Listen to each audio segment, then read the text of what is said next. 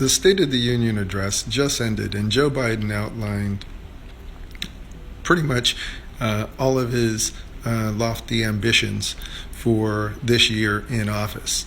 It was a rah-rah speech. Lots of pats on the back for him and his party for what he has been able to accomplish. Overall, I'm indifferent on the speech. I don't think that any of the promises or many of the promises will be executable, only because he's asking for all of this legislation to be brought to his desk for him to sign. Newsflash. These sorry bastards in office, and I mean the congressmen and the senators, are only passing 3% or less of legislation. So that means it doesn't matter what they bring to his desk. These guys can't get it done to even have a bill or an amendment or anything for him to sign in the first place. Therein lies the joke, right? He has lofty ambitions, and he wants the who's who of infrastructure, build back better, and this, that, and the other. Hey, great! All of it is great shit.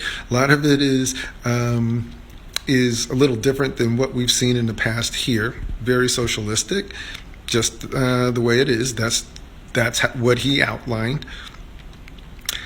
I'm not going to comment whether or not I believe that's good or bad for the people. My job here is just to inform you as to what it is that he's saying.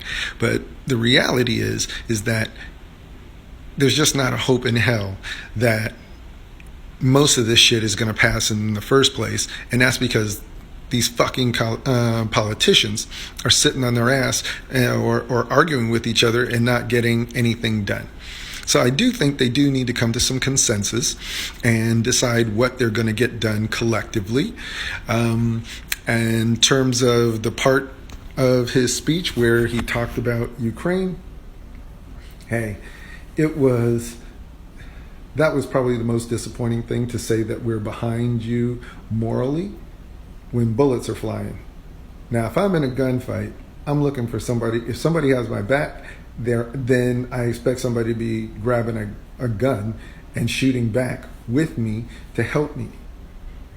Telling me that they're there for me in moral spirit and kumbaya doesn't mean jack shit, and I'm just telling it like it is. So that's my review of the Sodu speech today, and I'll now talk about the Republican response.